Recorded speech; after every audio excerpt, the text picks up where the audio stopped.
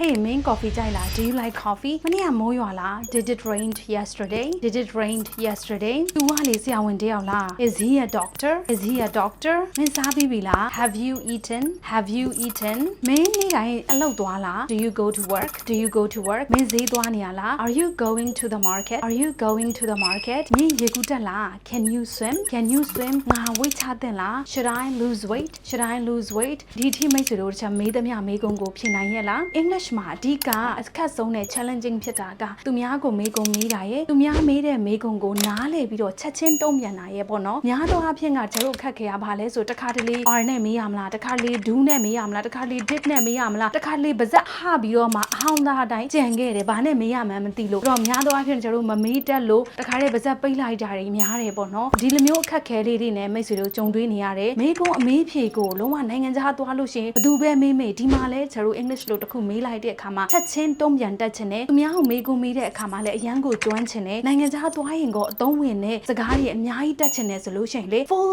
package ဒီမေးခွန်းအမေးဖြေတွေရောနိုင်ငံခြားသွားလို့ရှိရင်လိုအပ်တဲ့စကားပြောအားလုံးအလုံးမလိုအပ်တဲ့စကားပြောလေးတွေကို interview ဘယ်လိုဖြေမလဲအကိုလုံးနဲ့ပတ်သက်ပြီး full package ဒီအတန်းကို batch 20ကိုမကြခင်ဖွင့်လှစ်တော့မှာဖြစ်ပါတယ်ဆိုမိတ်ဆွေတို့အနေနဲ့ဒီ challenge ဒီအဒုက္ခကိုဒီအတိုင်းပဲဆက်ပြီးတော့မှနေတော့မှာလားဒါမှမဟုတ်ရင်ဒီရဲ့အခက်ခဲကိုငါကြော်လွှားမယ်ဒီ2026မှာငါကြွအောင်လုပ်မယ်ဆိုတဲ့စိတ်လေးရှိတယ်ပြီးလို့ရှင်နိုင်ငံခြားသွားတဲ့အခါမှာ confidence ရှိဘယ်သူနဲ့မဆိုမေကွန်းအဖြေလေးတွေလောက်တတ်ခြင်းနဲ့အလုပ်ထဲမှာလေမေကွန်းအဖြေလေးတွေလောက်တာကျွမ်းခြင်းနဲ့သူများတွေမေးလာလို့ရှင်အားထမဟုတ်ပဲနဲ့ကျွမ်းပြီးတော့မှဖြေခြင်းနဲ့ဆိုလို့ရှင်တော့အခုဒီ batch 20အတန်းကိုတက်လို့ရပါပြီဒီအတန်းလေးကတော့ရန်ကိုလူပြည့်မြန်ပါတယ်ဘာလို့လဲဆိုတော့တောက်ကြစနေတနင်္ဂနွေဖြစ်တဲ့အတွက်ကြောင့်မလို့အလုပ်လုပ်တဲ့လူတွေနဲ့အရန်ကိုဆင်ပြေပါတယ်ညကလည်း8နာရီကနေ9နာရီဖြစ်တဲ့အတွက်ကြောင့်မလို့အေးစစ်စစ်လေးလာသိမ်းလို့ရတဲ့အတန်းလေးဖြစ်ပါတယ်ဒီအတန်းကိုတက်ချင်တယ်ဆိုလို့ရှင်တော့မိတ်ဆွေတို့မနှောက်နေပဲနဲ့တခါတည်းဒီဖုန်းနံပါတ် Viber မှာတင်တန်းကြေးသွင်းပြီးတာနဲ့အလို့ရပါပြီဆိုတော့ teacher တို့ဒီ July 10 ရက်နေ့ဆိုလို့ရှိရင်တွေ့ပါမယ်နော် so thank you so much guys English နဲ့ပတ်သက်တဲ့အခက်အခဲလေးတွေကိုမိတ်ဆွေတို့ဖြေရှင်းဖို့အစဉ်သင်းဖြစ်ပြီလား let's do it together